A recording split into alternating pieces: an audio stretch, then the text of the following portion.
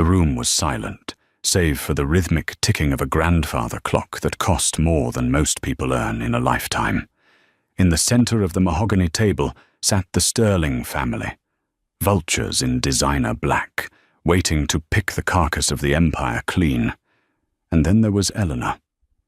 Sitting in the far corner, hands folded in her lap. She was the invisible woman. The trophy wife.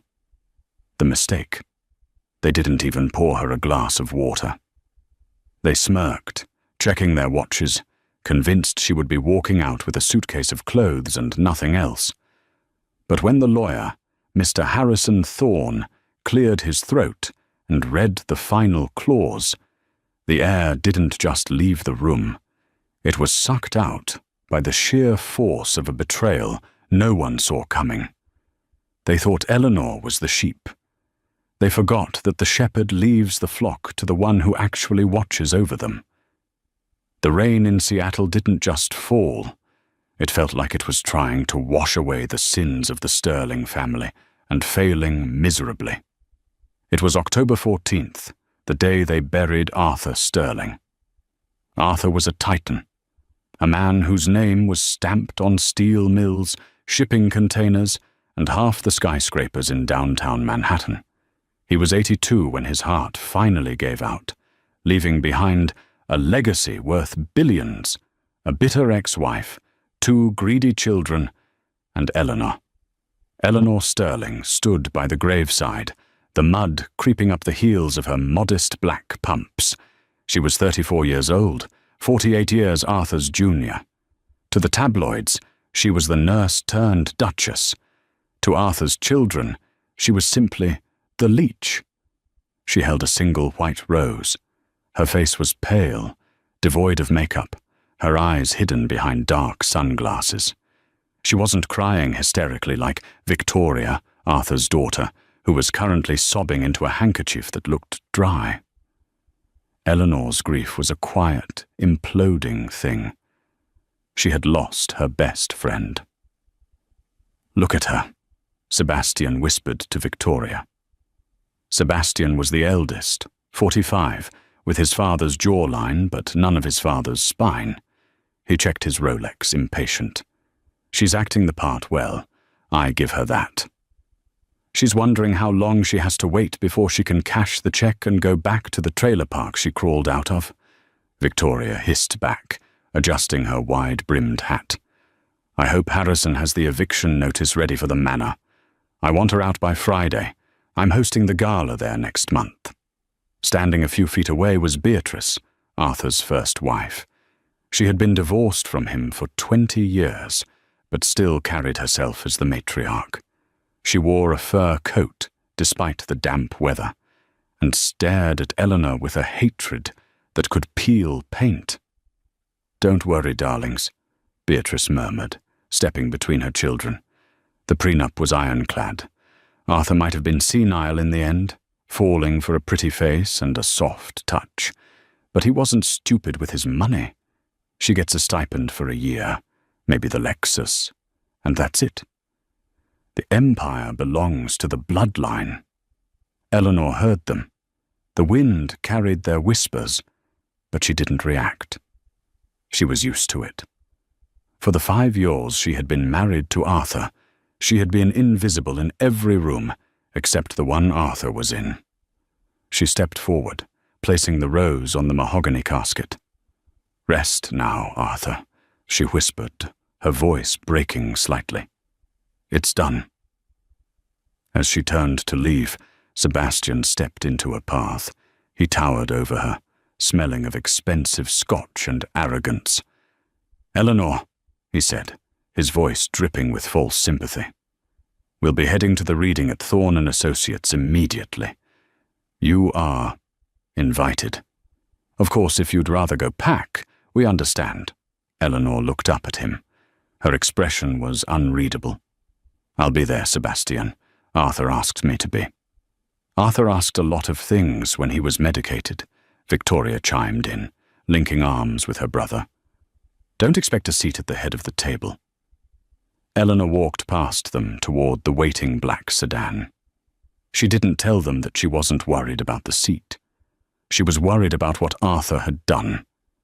She knew the man better than anyone, and she knew that his final act wasn't going to be a peaceful transition of power. It was going to be a lesson. The offices of Thorne and Associates were located on the 42nd floor of the Columbia Center. The conference room was a vast expanse of glass and polished wood, offering a panoramic view of the city Arthur had helped build. Mr. Harrison Thorne sat at the head of the table. He was a man of few words, a legal shark who had served Arthur for 40 years. He adjusted his wire-rimmed glasses and watched the family file in. Sebastian took the seat to Thorne's immediate right, loosening his tie. "Let's get this over with, Harrison. I have a board meeting in Tokyo to prepare for. The stock dipped 4% this morning upon the news. I need to stabilize the narrative." "The narrative," Thorne repeated, his voice dry. "Yeah, Sebastian. Always the showman." Victoria sat next to him, checking her makeup in a compact mirror. Beatrice took the seat opposite them, crossing her legs. "Is the staff getting anything? I don't want to deal with weeping maids." "All handled," Thorne said. Finally, Eleanor entered. She had removed her sunglasses. Her eyes were red-rimmed. She hesitated at the door. "Sit anywhere, Eleanor," Sebastian said, gesturing to a folding metal chair placed against the wall, away from the main table. "We seem to be short one leather chair. You don't mind, do you?" It was a petty power play. There were plenty of chairs. They had just removed one. Eleanor didn't complain. She sat on the metal chair, her posture perfect, her hands clasped over her handbag. "Very well," Thorne said, opening a thick leather binder. "I will skip the preamble. Arthur was of sound mind and body when this last will and testament was amended 6 months ago." "Amended?" Beatrice sat up straighter. "He didn't tell us about an amendment." "Arthur didn't tell you a lot of things," Thorne said, his eyes flashing. "Let us begin." Thorne began to read the standard legalities. The mood in the room was tense. Sebastian tapped his pen on the table. Victoria scrolled on her phone under the table. "To my loyal staff." Thorne listed generous sums. 10,000 for the gardener, 50,000 for the cook, 100,000 for his driver of 30 years. "Touching," Victoria muttered. "Can we get to the assets? The properties? The holding company?" Thorne looked over his glasses at her. "Patience, Victoria. To my first wife, Beatrice," Thorne read. Beatrice smirked, smoothing her skirt. "Finally. I leave the sum of $1. The room went dead silent. Beatrice froze. "Excuse me?" $1, Thorne repeated clearly. Arthur's note reads, "Because you never spent a dime of your own money while we were married, I'm giving you the first one you'll ever earn. Frame it." Sebastian choked back a cough that might have been a laugh until he saw his mother's face turning a violent shade of purple. "This is outrageous," Beatrice screamed, slamming her hand on the table. "I built that company with him in the early days. I hosted the dinners. I raised his children." "You raised nannies who raised his children," Thorne corrected calmly. "And the divorce settlement 20 years ago gave you $50 million. Arthur felt that was sufficient." Beatrice sank back into her chair, trembling with rage. Eleanor in the corner didn't smile. She knew Arthur's bitterness toward Beatrice was deep, but hearing it out loud was painful. "Now," Thorne continued, turning the page, "to my daughter Victoria." Victoria straightened up, pushing her hair back. "Okay, here we go. To Victoria, I leave the Sterling Vineyard in Napa Valley, the Paris apartment on Avenue Montaigne, and a monthly allowance of $15,000. Victoria blinked. "Wait, the vineyard? That place is a money pit. It hasn't turned a profit in 5 years. And 15,000? Harrison, my driver costs $6,000 a month. Is this a joke? Where are the stocks? The bonds? The vineyard is yours, Victoria, Thorne said. Arthur noted that since you enjoy wine so much, perhaps you should learn how to make it.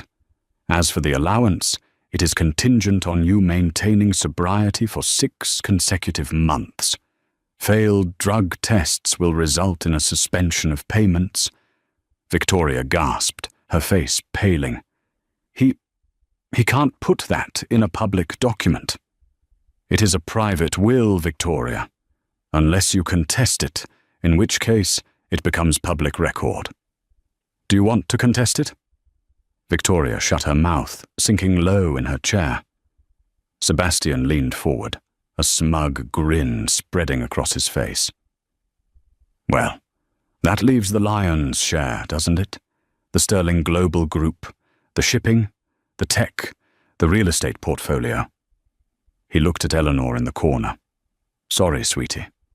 Looks like the old man finally realized blood is thicker than water. Thorne turned the page slowly. He took a sip of water. To my son, Sebastian, Thorne read. Sebastian buttoned his suit jacket, ready to stand and shake Thorne's hand. I leave the entirety of my vintage car collection, valued at approximately $40 million. Sebastian paused. Okay. Good start. And, Thorne continued, I leave you the title of CEO of Sterling Global, subject to the approval of the board of directors. I am the board of directors, Sebastian laughed. I control the voting shares, or I will, once you transfer them. I haven't finished, Thorne said sharply. To Sebastian, I also leave the debt associated with the disastrous Project Icarus expansion in Dubai. Sebastian's face went grey. What? That project is 200 million in the red. That was Arthur's idea. Arthur's note says, it was your idea, son. You forged my signature on the approval documents because you thought I was too old to notice. I noticed. Now you can pay for it. Sebastian stood up, his chair flying back. That's a lie. This is insane. If I take the debt, I'm bankrupt. The cars won't cover a quarter of that. Then I suggest you sell the cars, Sebastian, and work very hard. Where are the shares? Sebastian screamed. The voting trust, the 51% majority stake in Sterling Global. Who gets the company? Beatrice, Victoria, and Sebastian all looked at Thorne. Arthur didn't leave the company to any of you, Thorne said quietly. Slowly, 3 heads turned toward the corner of the room, toward the metal folding chair. Eleanor was looking at her hands. No, Sebastian whispered. No, that's impossible. She's a nurse. She doesn't know a balance sheet from a grocery list. She's a gold digger, Beatrice shrieked. She manipulated him. Thorne slammed the binder shut. The sound echoed like a gunshot. Sit down, Sebastian, Thorne barked. I have not read the final clause. Sebastian sat, breathing heavily. The air in the room was toxic. To my wife, Eleanor, Thorne began, his voice softening for the first time. Eleanor looked up. Her eyes met Thorne's. I leave the Sterling Manor. I leave the liquid cash accounts in the Cayman Islands and Zurich, totaling $400 million. Victoria let out a strangled sob. And, Thorne continued, I leave the 51% controlling interest in Sterling Global Group, giving her absolute authority over the board, the CEO, and the future of the company. The silence that followed was absolute. It was the silence of a bomb that had landed, but hadn't detonated yet. Then Sebastian laughed. It was a manic, broken sound. You're joking. You have to be. She can't run the company. She'll destroy it in a week. The shareholders will revolt. Actually, Thorne said, pulling a separate, thinner envelope from his briefcase. Arthur anticipated you would say that, which is why he left this letter. He wanted me to read it only if his judgment was questioned. Thorne looked at Eleanor. May I? Eleanor nodded slowly. "Read it, Harrison." Thorne opened the letter. The room was so quiet you could hear the hum of the air conditioning unit 40 floors below. Harrison Thorne held the cream-colored envelope with the steady hands of a man who had seen everything. Sebastian was gripping the edge of the mahogany table so hard his knuckles were white. Victoria was staring at Eleanor as if she were a poisonous insect that had just landed on her dinner plate. Thorne cleared his throat and began to read Arthur's voice. "To my family," the letter began. "If Harrison is reading this, it means Sebastian has claimed he is the only one fit to run the company. Victoria has complained about her allowance, and Beatrice has likely insulted Eleanor's background. I am predictable, I know. But so are you." Sebastian's jaw tightened, a muscle twitching in his cheek. "You all see Eleanor as the nurse I hired 5 years ago. You see a woman from a small town in Ohio with no pedigree, no connections, and no blood right to the Sterling name. You saw her quiet demeanor and mistook it for weakness. You saw her silence and mistook it for ignorance. But that is because none of you ever asked her a single question." Thorne paused, letting the words sink in. Eleanor remained still, her eyes fixed on a point on the wall, her face a mask of composed grief. "You didn't ask her about her master's degree in economics from the University of Chicago, which she obtained on a full scholarship while working nights. You didn't ask her why she left the financial sector to become a private palliative care nurse, because she lost her own father to cancer and wanted to help others die with the dignity he was denied. And you certainly didn't ask her what we did during those long nights when my insomnia kept me awake." Thorne looked up over his glasses. "You thought she was reading me bedtime stories?" "No. For the last 3 years, Eleanor has been my eyes and ears. When my sight began to fail, she read the board minutes to me. When my hands shook too much to hold a pen, she took dictation on the restructuring plans. When Sebastian proposed the Project Icarus deal in Dubai, it was Eleanor who flagged the discrepancies in the environmental impact reports. It was Eleanor who noticed that Sebastian was funneling kickbacks through a shell company in the Seychelles." Sebastian leapt to his feet, overturning his chair. "That's a lie. That's slander. I'll sue the estate." "Sit down, Sebastian," Thorne said, his voice like a whip. "Arthur attached the bank transfer records to the appendix of this will. It's irrefutable." Sebastian froze. The color drained from his face, leaving him looking like a wax figure melting in the heat. He slowly sank back down, not into his chair, but onto the edge of the table, deflated. Thorne continued reading. "Eleanor knows the company better than any of you. She knows the employees. She knows the vision. She is the only one who listened to me when I talked about the future, rather than just waiting for me to become the past. I am not leaving my company to my wife out of sentimentality. I am leaving it to her, because she is the only one competent enough to save it from you." So, the letter concluded, the 51% stake is hers. If you want to keep your jobs, your titles, and your lifestyles, I suggest you learn to do something you have never done before. Show her some respect. Goodbye. Arthur. Thorne folded the letter and placed it back in the envelope. He slid it across the polished table toward the metal folding chair in the corner. "It is yours, Mrs. Sterling," Thorne said respectfully. For a long moment, no one moved. Then, the storm broke. "This is undue influence," Beatrice hissed, standing up and wrapping her fur coat tight around her. "She drugged him. She manipulated a dying man. We will contest this in probate court. We will tie this up for years, Harrison. She won't see a dime." "You can try, Beatrice," Thorne said calmly. But Arthur videotaped the signing of the will. His doctors signed affidavits regarding his mental clarity, and if you contest the will, the no contest clause triggers, and you lose even the $1. Is that a risk you want to take? Beatrice's mouth opened and closed like a fish out of water. She looked at Sebastian, waiting for him to do something, to fix it.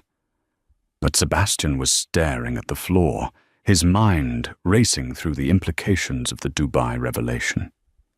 If that got out, he wasn't just broke, he was going to prison. Victoria was the first to break ranks. She looked at the vineyard deed in front of her, then at Eleanor. I have to go, she stammered. I have a flight to Napa. I need to check the grapes. She grabbed her paperwork and fled the room without looking back. She was selfish, but she was a survivor. She knew when the ship was sinking. Beatrice glared at Eleanor with pure venom. You will never be one of us.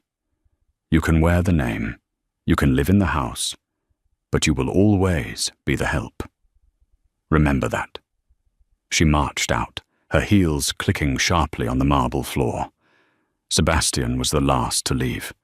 He stood up slowly, buttoning his jacket with trembling hands. He walked over to where Eleanor sat. He loomed over her, trying to summon the intimidation tactics that had worked his whole life. You think you've won? Sebastian whispered, his voice low and dangerous.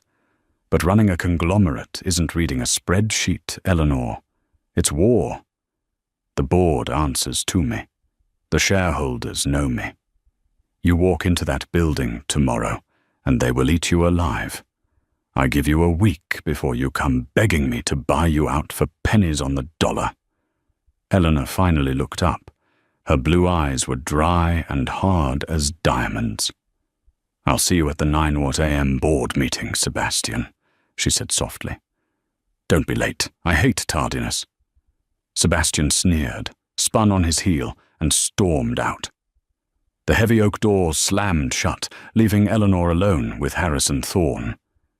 The silence returned, but it felt different now. It wasn't heavy. It was charged. Eleanor let out a long breath, her shoulders dropping slightly. He really did it, she whispered. I told him not to. I told him it would start a war. He knew you were the only one who could win it, Thorne said, standing up and offering her his hand. Arthur was a gambler, Eleanor, but he never bet on a losing horse. Eleanor took his hand and stood up. She smoothed the skirt of her simple black dress. Harrison? Yes, Mrs. Sterling. Call security at the manor. Beatrice is going to try to steal the silverware before she leaves, and call the locksmiths. I want the locks changed at the corporate headquarters tonight. Sebastian's keycard is to be deactivated immediately.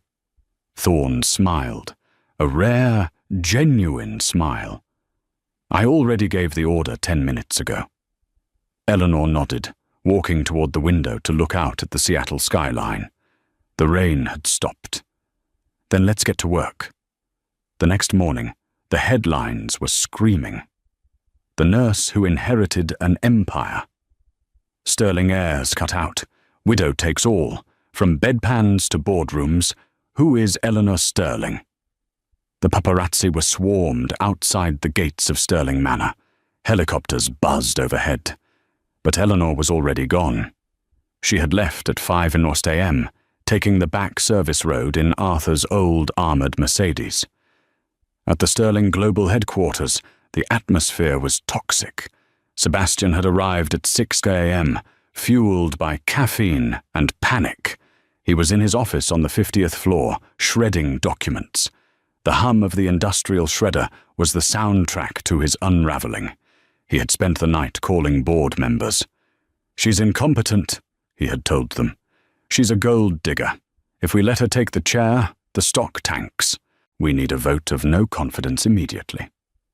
Most of the board was old, conservative, and loyal to the Sterling name, which, to them, meant Sebastian. They agreed to back him. They would let her walk in, humiliate her, and force her to resign as chairwoman in exchange for a payout. It was a classic corporate ambush. At 8:55 a.m., the elevator doors to the executive floor opened. Sebastian stood at the head of the massive glass conference table. 12 board members sat around him, mostly grey-haired men in expensive suits. They murmured amongst themselves, checking their phones, laughing quietly about the situation. "She's probably lost in the lobby," one board member, a man named Gerald Vance, chuckled. "Does she even know which button to push?" "Let's just get this over with," Sebastian said, checking his watch. "We present the motion to remove her as chair due to lack of qualification.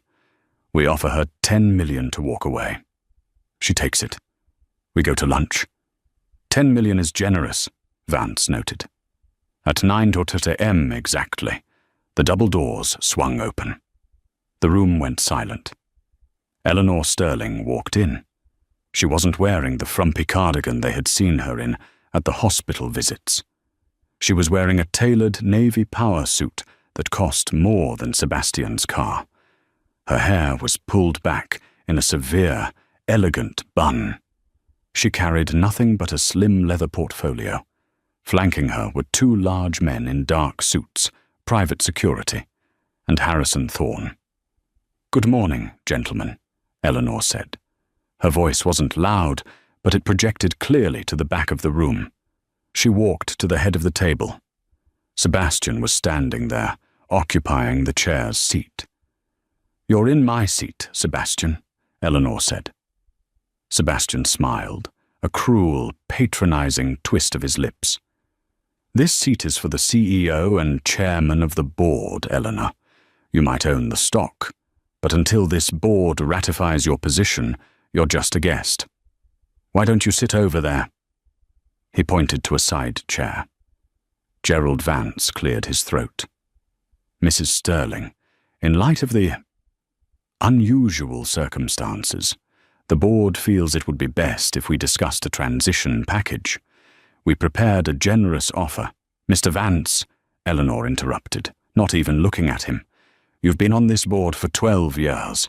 In that time, you've approved 3 mergers that failed, resulting in a loss of $400 million. You also missed 6 of the last 10 quarterly review meetings because you were, I believe, golfing in Scotland." Vance's mouth snapped shut. His face flushed red. Eleanor turned her gaze back to Sebastian. "I am not here to negotiate a package, and I am not here to be ratified. I am the majority shareholder. I am the ratification." She placed her portfolio on the table and opened it. "Now, Sebastian, move." "Or what?" Sebastian challenged, crossing his arms. "You'll call the nurse station." "No," Eleanor said. She pulled a single sheet of paper from the portfolio. "Or I will release the forensic accounting audit of the Dubai Icarus's project to the SEC. I have it right here. It details the wire transfers to your personal accounts in the Seychelles. It details the bribes paid to local officials. It details the forgery of Arthur's signature." The room temperature seemed to drop 10 degrees. The other board members froze. They knew Sebastian had lost money in Dubai, but they didn't know about the fraud. If that came out, the company would face federal investigation. Their stock options would be worthless. They would all be deposed. Sebastian stared at the paper. His bravado evaporated. He looked around the room for support, but the board members were suddenly very interested in their notepads. No one wanted to be associated with federal fraud. "You wouldn't," Sebastian hissed. "It would destroy the company's stock. You'd lose millions, too." "I can afford to lose millions to clean out the rot," Eleanor said coldly. "Can you afford to go to federal prison, Sebastian?" A long, agonizing silence stretched between them. The ticking of the wall clock sounded like hammer strikes. Slowly, humiliatingly, Sebastian uncrossed his arms. He picked up his pen. He stepped away from the head of the table. Eleanor didn't gloat. She didn't smile. She simply stepped forward and sat down in the leather chair. It was too big for her, physically, but she filled the space with an intensity that made everyone else feel small. She looked down the long table. "Now," she said, opening a file. "Item 1. The immediate termination of the Chief Executive Officer, Sebastian Sterling, for cause." "You can't do that!" Sebastian screamed, his voice cracking. "I am the legacy. This is my name on the building." "All in favor?" Eleanor asked the room. She raised her hand. Harrison Thorne raised his hand. Gerald Vance, sweating profusely and looking terrified of the woman who knew about his golf trips, slowly raised his hand. One by one, the other board members raised their hands. They were sharks, and they had just realized there was a bigger predator in the water. They turned on Sebastian instantly. "Motion carried," Eleanor said. She looked at the security guards. "Please escort Mr. Sterling from the building. He is to take nothing with him. No laptop, no phone, no files." "This isn't over!" Sebastian shouted as the guards grabbed his arms. He was dragging his feet as they hauled him toward the door. "You think you can run this? You're nothing! I'll kill you! I'll kill you for this!" His threats echoed down the hallway until the doors swung shut. Eleanor took a deep breath. Her hands were shaking slightly beneath the table, but her face remained made of stone. "Item 2, she said, addressing the stunned room. "We are going to audit every department. If you have been skimming, if you have been lazy, if you have been riding Arthur's coattails, your time is up. We are going to rebuild Sterling Global, and we are going to start by liquidating the vintage car collection to pay off the Dubai debt." A murmur of shock went through the room. "Any objections?" Eleanor asked. There were none. The meeting lasted 3 hours. By the time Eleanor walked out of the boardroom, she was exhausted. Her adrenaline was crashing. She walked into the CEO's office, her office now, and closed the door. She slumped against the heavy wood, closing her eyes. She had done it. She had survived the first wave. But as she walked over to the massive desk, she noticed something. Arthur's private safe, hidden behind the painting of the original Sterling steel mill, was slightly ajar. Eleanor frowned. Sebastian hadn't had the combination. Only Arthur and Eleanor knew it. She walked over and pulled the painting back. The safe was empty. Arthur kept a specific ledger in there, a black book. It wasn't about money. It was about people. It contained the blackmail material he had gathered over 50 years on politicians, judges, and rivals. It was the insurance policy that kept the Sterling family untouchable. It was gone. Eleanor's blood ran cold. She grabbed the desk phone and dialed security. "Did Sebastian enter this office before the meeting?" "Yes, Miss Sterling," the guard replied. "He was in there for about 20 minutes around 7 a.m. Eleanor hung up. Sebastian didn't just want the company, he wanted revenge. And if he had the black book, he didn't need the CEO title to destroy her. He could burn the entire city down. Her phone buzzed. It was an unknown number. She picked it up. "Hello?" "Check your email, nurse." Sebastian's voice rasped. He sounded drunk or manic, or both. "You took my chair, so I took your leverage. Let's see how you handle the sharks when you're bleeding." Eleanor opened her laptop. An email from Sebastian had just arrived. The subject line read, "The truth about Arthur's death." She clicked it open. It wasn't a file from the safe. It was a video file, dated the night Arthur died. Eleanor clicked play, and her heart stopped. The video on Eleanor's laptop screen was grainy, taken from a hidden security camera installed in the corner of Arthur's bedroom ceiling, a camera Arthur had installed years ago due to paranoia about staff theft, and one he had promised Eleanor was deactivated. The timestamp read October 11th, 11:47 p.m.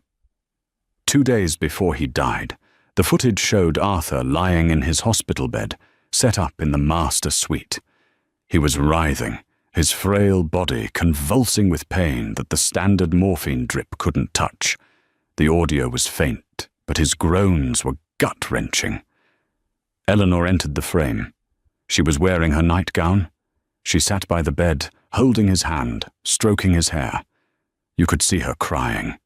Then Arthur grabbed her wrist. His voice, raspy and desperate, cut through the static. "Ellie, please, no more. I can't do another night. Help me, like you promised." Eleanor shook her head frantically in the video. "Arthur, I can't. The doctor said, damn the doctors. They aren't dying in this bed. Ellie, if you love me, end it. The big vial in the safe. Please." The video showed Eleanor hesitating for agonizing minutes. She paced the room. She wept. Finally, broken by his suffering, she walked out of frame. She returned a moment later, holding a small glass vial and a syringe. With trembling hands, she injected the contents into his IV port. Arthur's thrashing slowed. His breathing hitched, then smoothed out. He looked at Eleanor with profound relief. "Thank you," he whispered. "My good girl." 10 minutes later, he was asleep. 2 days later, his heart stopped. The video ended.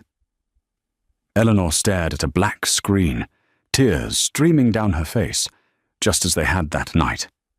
It wasn't murder. It was an act of supreme love. It was the hardest thing she had ever done. But to the outside world, to a prosecutor, it was a young wife giving her rich, elderly husband a lethal injection days before inheriting billions. Her phone rang again. "Sebastian, did you like the home movie?" Sebastian gloated. His voice was slurred. He was celebrating prematurely. "I found the camera feed back up in the server room before your goons threw me out. Amazing what you find when you look." "You know what that was, Sebastian," Eleanor said, her voice shaking. "He was in agony. He begged me." "I know what it looks like, Eleanor. It looks like manslaughter at best, murder one at worst. The angel of death nurse. The tabloids will eat it up. You'll spend the rest of your life in prison wearing an orange jumpsuit that definitely isn't tailored." "What do you want?" Eleanor whispered. "I want my company back, all of it. You resign tomorrow. You name me CEO and chairman. You sign over the 51% stake to a trust controlled by me. You take the Cayman money and you disappear to an island where no one knows your name. You do that, the video gets deleted." "And the black book?" Eleanor asked, gripping the desk. "The ledger you stole from the safe."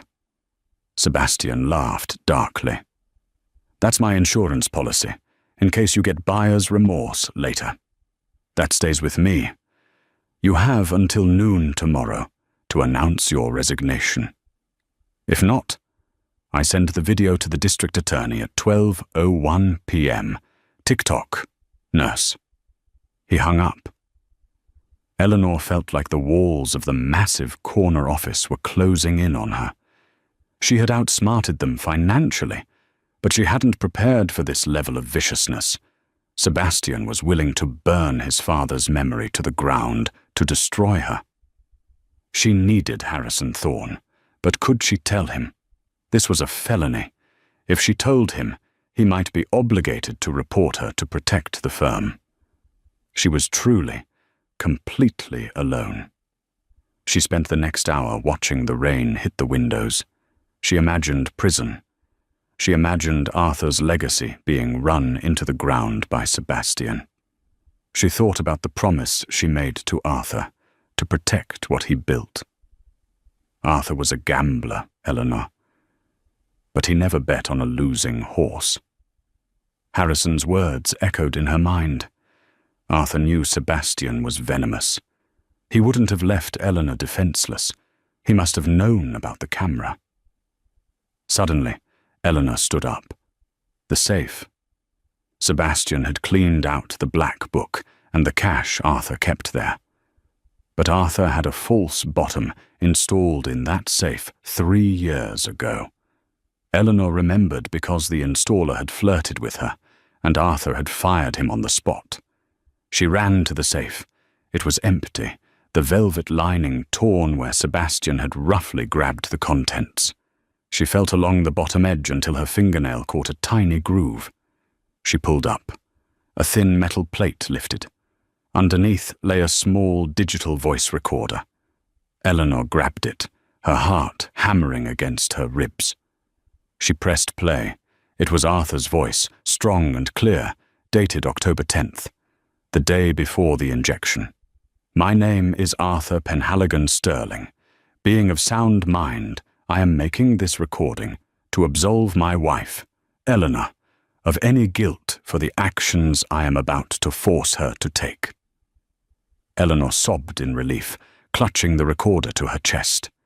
He had known. He had protected her, even from the grave. But her relief was short-lived. This recorder proved her innocence regarding the death, but it didn't solve the problem of Sebastian having the black book. The black book contained decades of dirt, senators who took bribes, EPA inspectors who looked the other way, judges who fixed cases for Sterling Global. If Sebastian released that information, the company would face a tidal wave of federal investigations and lawsuits that would bankrupt it faster than any bad business deal. Sebastian was holding a grenade, and he was crazy enough to pull the pin just to watch the explosion. Eleanor wiped her tears. She had the shield. Now she needed a sword. She picked up her office phone and dialed an internal extension. "Thomas," she said, when the deep voice answered. It was Arthur's driver, the man who had received $100,000 in the will. He was an ex-Marine, fiercely loyal to Arthur, and by extension, to the woman Arthur loved. "Yes, Mrs. Sterling. How can I help?" "I need you to bring the car around, the nondescript one, and Thomas, bring your service piece. We have a pest problem to take care of." Sebastian was holed up in the penthouse suite of the Fairmont Olympic Hotel. He had been drinking champagne since noon, alternating between euphoria and blind panic.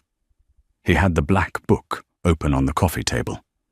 It was a literal black leather notebook, worn from years of Arthur's handling. The entries were in Arthur's neat cursive script, detailed codes for people and their sins. Reading it made Sebastian feel sick. His father hadn't just been a businessman, he had been a puppet master. Sebastian realized how little he actually knew about how the empire ran. His phone buzzed. A text from Eleanor. "You win. I can't go to prison. I have the resignation papers drafted. Meet me to sign. But not at the office. I won't give you the satisfaction of seeing me crawl there." Sebastian smiled nastily. He texted back, "My hotel suite. Now. Come alone." "Okay," she replied. Sebastian poured another drink. He felt like a king. He had crushed her. 30 minutes later, a timid knock sounded at the door. Sebastian opened it. Eleanor stood there, wearing a trench coat, looking small and defeated. Her eyes were downcast. "Come in, widow," Sebastian sneered, stepping aside. "Welcome to the transfer of power." Eleanor walked into the opulent suite. She saw the open black book on the coffee table. She saw the empty champagne bottles. "Where are the papers?" Sebastian demanded, closing the door. "In my bag," Eleanor said quietly. She reached into her large tote bag. Sebastian watched her, swaying slightly. "You know, you almost pulled it off. If you hadn't tried to play hardball at the board meeting, I might have let you keep the house. Now? I'm going to evict you on Christmas Eve just for the fun of it." "You're a cruel man, Sebastian," Eleanor said, her hand still inside her bag. "I'm my father's son," he retorted, Now give me the damn papers." "Actually," Eleanor said, her voice suddenly changing, dropping the timid facade and becoming cold as steel. "I didn't bring papers. I brought Thomas."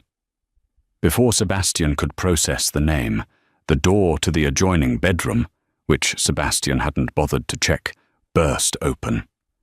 Thomas, 6'4" of muscle and stone-faced resolve, stepped out. He wasn't holding his gun, but the way he held his fists made it clear he didn't need one. "What the hell?" Sebastian stumbled back, knocking over an end table. "Security! Help!" "No one is coming, Sebastian," Eleanor said calmly, pulling the digital recorder from her bag instead of papers. "I bought out the floor." "You set me up! You can't do this! I have the video!" "The video where I fulfilled a dying man's wish?" Eleanor pressed play on the recorder. Arthur's voice filled the room, clearly stating his intent to end his own life, and his instruction for Eleanor to assist him, absolving her of all guilt. Sebastian's face went white. "No, that's fake." "It's authenticated by time and date stamps within the device," Eleanor said. "The district attorney might still frown on assisted suicide, but with this tape, no jury in the world will convict me of murder. At worst, I get probation and a sob story movie made about me. Your leverage is gone." Sebastian looked wildly at the coffee table, at the black book. He lunged for it. Thomas moved faster than a man his size should be able to. He intercepted Sebastian, grabbing him by the collar of his expensive shirt and slamming him against the wall. It wasn't a gentle shove. It was a wall-rattling impact that knocked the wind out of Sebastian. Thomas held him there, feet dangling slightly off the floor. Sebastian gasped, terrified. Eleanor walked over to the coffee table. She picked up the black book. It felt heavy in her hands, the weight of 50 years of corruption. She looked at Sebastian, pinned to the wall like a butterfly in a display case. "You were going to use this," she said, tapping the cover. "You were going to threaten Senator Davies. You were going to expose the EPA bribes for the Ohio plant. Did you even think about what would happen? The federal investigations wouldn't just hit the company, Sebastian. They would hit you. You signed the last 3 EPA compliance reports. You would have sent yourself to prison just to hurt me." Sebastian wheezed. "Please, Eleanor, we're family." "No," Eleanor said. "We're really not. Beatrice made sure I knew that yesterday." She nodded to Thomas. "Let him go." Thomas released him. Sebastian slid down the wall, coughing, rubbing his neck. "What are you going to do?" Sebastian asked, his voice trembling. Eleanor walked to the fireplace in the corner of the suite, where a gas fire was gently burning. "Arthur built an empire on leverage," Eleanor said, staring into the flames. "He kept this book because he was afraid. He was afraid that if he didn't have a gun to everyone's head, they would take what was his." She turned to face Sebastian. "I'm not afraid, Sebastian, and I don't want to run a company that relies on this." She tossed the black book into the fire. Sebastian screamed. "No! Are you insane? That's worth billions! That's the real power!" He scrambled toward the fireplace, burning his hands trying to retrieve it, but the dry pages caught instantly.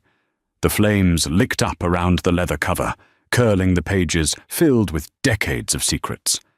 Eleanor watched it burn. It's over. The era of Arthur Sterling's shadow games is over. The company is going to run clean from now on, or it's going to fail. But it will be honest. She looked down at Sebastian, who was kneeling on the hearth, staring in horror at the ashes of his last hope for dominance. "You have 2 choices, Sebastian," Eleanor said coldly. 1. I release the audit of your Dubai fraud to the FBI tomorrow. You go to prison for 10 years. Sebastian looked up, tears mixing with the soot on his face. Or 2, Eleanor continued. You check yourself into the rehab facility in Arizona that I've already paid for. You stay there for 6 months. You get clean.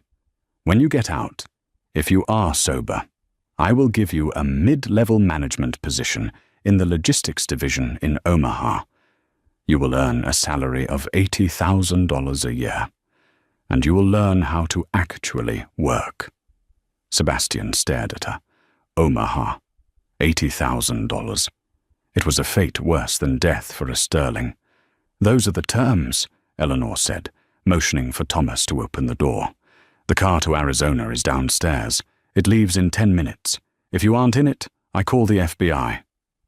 Eleanor walked out of the suite, Thomas falling in step behind her, leaving Sebastian alone with the dying embers of his father's darkest legacy.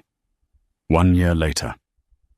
The grand ballroom of the Sterling Manor had not seen a party like this in 2 decades. Under Beatrice's reign, the annual galas had been stiff, suffocating affairs where laughter felt like a contraband item. Under Eleanor's hand, the room was alive. The theme was New Horizons. The heavy velvet drapes had been pulled back to reveal the floor-to-ceiling windows looking out over the illuminated gardens. The guest list had changed, too. Gone were the sycophants and the corrupt politicians who used to crowd around Arthur, hoping for a favor. In their place were innovators, scholarship recipients, and the hard-working staff of Sterling Global, who had previously never been allowed past the service entrance. Eleanor stood at the top of the grand staircase. She wore a gown of shimmering silver, not black. She was done mourning. She looks different, a voice whispered near the champagne fountain. She looks like she owns the place, another replied. She does own the place. Eleanor descended the stairs, the crowd parting for her like the Red Sea. She didn't walk with the tentative steps of the lonely wife anymore. She moved with the fluid grace of a woman who had survived the fire and forged herself in the heat. She made her way through the room, greeting board members by name. Sterling Global stock was up 18% since she took over. She had sold off the toxic assets, settled the Dubai lawsuits, quietly and expensively, but honestly, and pivoted the company toward renewable energy shipping. The nurse had diagnosed the company's cancer and cut it out. Near the orchestra, she saw a familiar face. Victoria looked tired. Her hands, holding a glass of sparkling water, were rougher than they used to be. Her nails were short, no longer manicured to lethal points. "Hello, Victoria," Eleanor said, stopping beside her. Victoria jumped slightly, then offered a weary smile. "Eleanor, quite a party. How is Napa?" "Hard," Victoria admitted, taking a sip of water. She had been sober for 11 months. "The harvest was difficult. We lost 20% to the frost. I had to be out there at 3 a.m. with the frost fans. I broke a heel in the mud." "But you saved the crop. Most of it," Victoria said.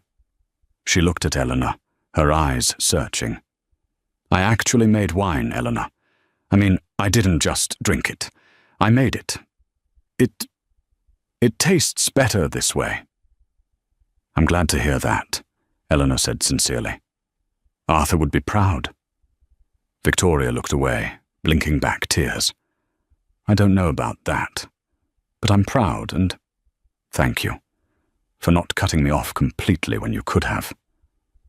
"Family is complicated," Eleanor said softly. "Enjoy the evening, Victoria." She moved on. She hadn't forgiven them, not fully, but she had chosen not to carry the poison of revenge.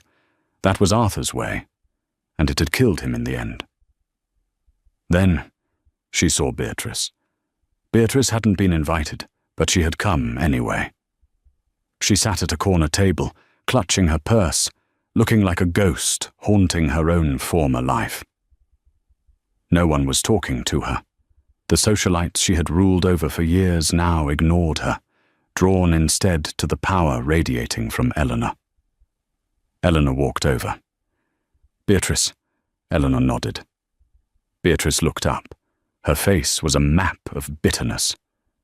"You changed the curtains?" she spat. "These are hideous." "They let the light in," Eleanor replied calmly. "Something this house has needed for a long time." "You think you've won," Beatrice hissed. "But you're still alone, Eleanor. You have no children. You have no history. When you die, who will remember you?" Eleanor smiled. It wasn't a cruel smile. It was a smile of absolute peace. "The people I help will remember me, Beatrice. That's enough." Eleanor signaled a waiter. "Please bring Mrs. Sterling a glass of whatever she likes, and then call her a car. She looks tired." She walked away, leaving Beatrice alone with her spite. Beatrice had her $1 framed in a cheap plastic frame in her small apartment, a constant reminder of the love she never gave. Eleanor took the stage as the music died down. She adjusted the microphone. "Thank you all for coming," she said. The room went silent. "A year ago, I stood in a lawyer's office and was told that I was nothing. I was told that because I didn't have the name, or the blood, or the ruthlessness of the Sterling legacy, I couldn't lead."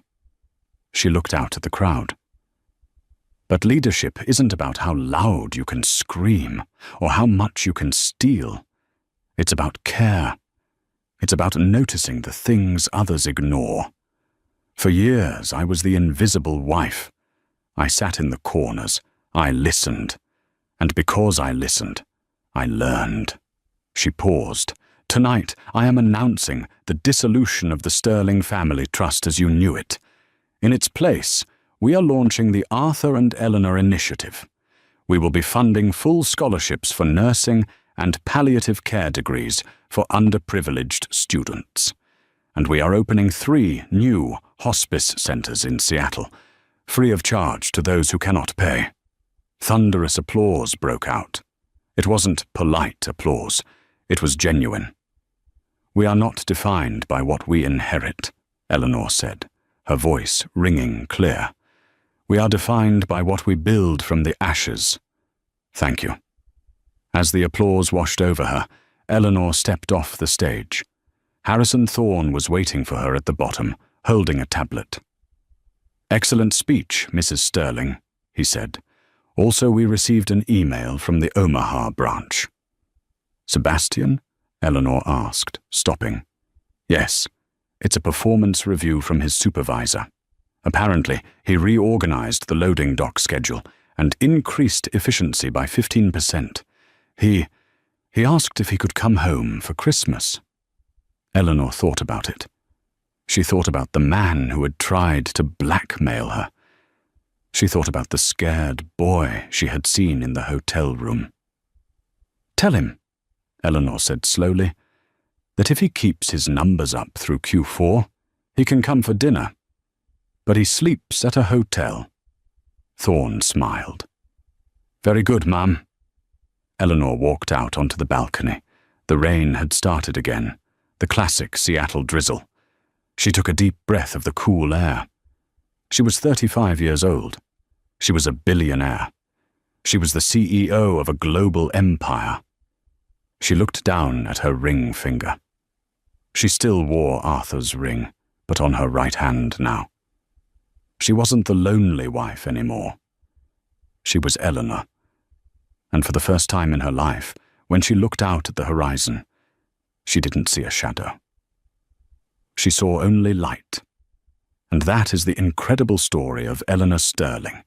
She proved that sometimes the quietest person in the room is the one you should fear the most, and the one who deserves the most respect.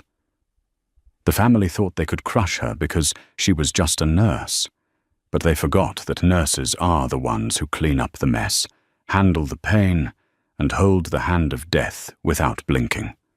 Eleanor burned the black book because she knew true power doesn't come from blackmail. It comes from integrity. She saved the company by destroying its dark past. So here is my question for you. If you were Eleanor, Would you have burned that book, or would you have kept it for protection? And would you have invited Sebastian back for Christmas? Let me know in the comments below. If you enjoyed this story of justice, betrayal, and sweet revenge, please smash that like button. It really helps the channel. Subscribe and hit the notification bell so you never miss a story. We have a crazy one coming up next week about a lottery winner whose husband tried to hide the ticket. You don't want to miss it. Thanks for watching, and remember, be careful who you underestimate.